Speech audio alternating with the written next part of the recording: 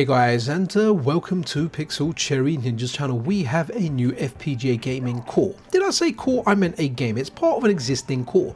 The core that this belongs to is the JTRiders core, which is Sunset Riders, another Konami game. And guys, this game is freaking awesome. It's available for the MiSTerFPGA, it's available for the SiDi and the Analogue Pocket. In fact, all the footage you are going to see in this video is going to be from the Analogue Pocket, because I wanted to play it on the Analogue Pocket because I've had a long week at work, and after I do this video, I'm going to take my Analogue Pocket to bed, chill out for a bit, and actually try and complete this. Well, I am going to complete it because I'm going to have unlimited credits. So this is something that Hatego had on his roadmap for some time, and it was something that he announced a while back, and I was always wondering how come Hatego didn't release it. So I had the pleasure of actually having a brief conversation with Hatego earlier, and I said to him, okay, so this has been a while, this is a nice surprise, definitely a very pleasant surprise. How come you released this? Actually, before I tell you what Hatego said, let me just tell you one thing. This isn't a beta core, so it's not available via a Patreon post. As well as that, you won't get this via update at all. So if you run your updater on like the MiSTer or the Analogue Pocket, it won't get this. In order to get this, you need to be a Hatego Patreon supporter, which also gets you access to his Discord server, and this is actually posted on a Discord server, and there's a good reason for that, guys. The reason for that is it's an alpha. There are still some issues with it, and I'll point those issues out because in my gameplay I did encounter some of those. Now, when I was speaking to Hatego earlier, he said to me, well, he explained that he waited a long time before using Vertex's work, out of respect and to avoid taking any attention away from him and his work. He only decided to create a main base module for the protection chip after Vertex announced that he was stepping back from development. So recently Vertex said he's taken a bit of a sabbatical. He's not doing reverse engineering work, at least not in the immediate future. We definitely hope that he returns, but Vertex, take all the time you want. We miss you and we love the work that you have provided to the community. Absolutely freaking awesome.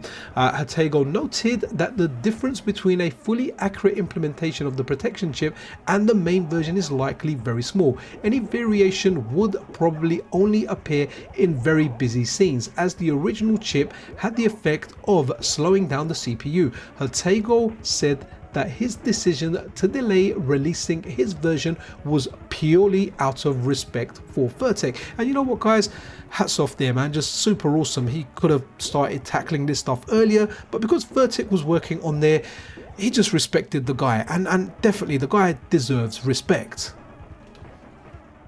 So Hatego's implementation is based on PCB schematics that his team created and published. This means that it also introduces CPU slowdown, although not necessarily to the exact degree as the original hardware. It could be faster, it could be slower, it might even be the same speed. In fact, anyone out there that knows the arcade game well, because I know this game, but I played this more on the SNES than I did in the actual arcade. In the arcade, I smashed the original Teenage Mutant Ninja Turtles game, but I didn't smash as many titties in the arcade as I did on the Super Nintendo. So really interested in anyone out there. So Vertex was responsible for reverse engineering many of the chips used on the board, and as a result, much of the core's accuracy comes directly from his work. The only missing part was the copy protection chip that hid or scrambled the sprite data. Just a single chip on the board, guys. So that means everything on the board was reverse engineered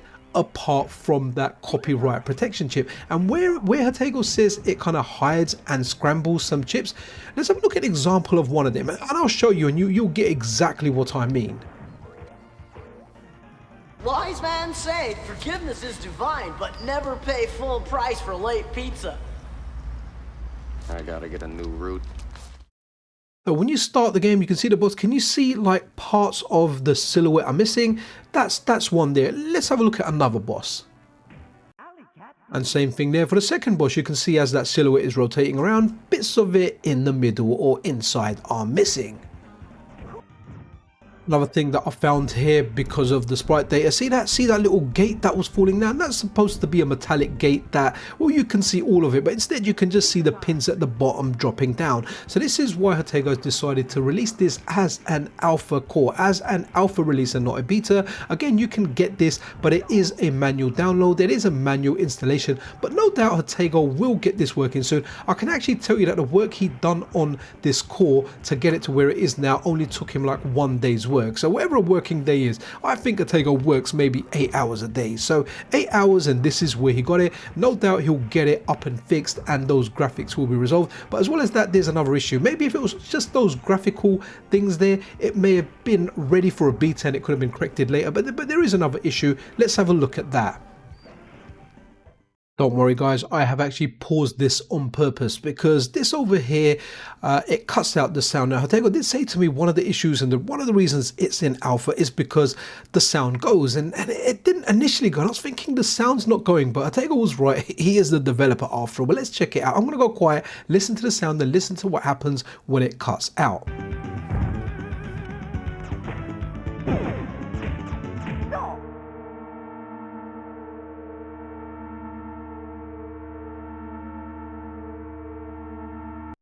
Okay, you heard that.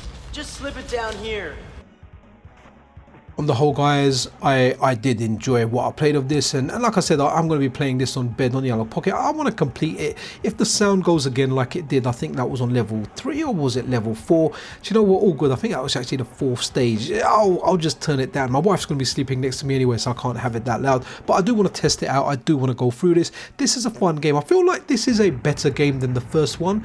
However, I have a lot more nostalgia for the first one. It's something that I played in the arcade. It's something that blew me away. This one on the Super Nintendo, and again, that's that thing with the boss there that we're having a look at. But one thing that I learned here, especially after speaking to Hatego, it was just to share respect for Furtek and the work he does. You know, when he was doing all the reverse engineering work, Hatego held tight and to be very, very patient and just waiting for that final copyright protection chip to be implemented before he actually did his version. But it's really, really cool, and the only reason he did it is because, like we said earlier in the video, Furtek has taken a little bit of a leave and he's not currently doing any reverse engineering work, and that's why he's moved forward with it. I mean, that was just really, really cool guys. Very, very wholesome. It's nice to see this kind of respect in FPGA gaming, even though the work that Furtek did was open source and it was there for the taking for anyone, and Hatego could have done this a lot sooner, but just really nice to see that respect. But that's it guys, Turtles in Time, it's coming out.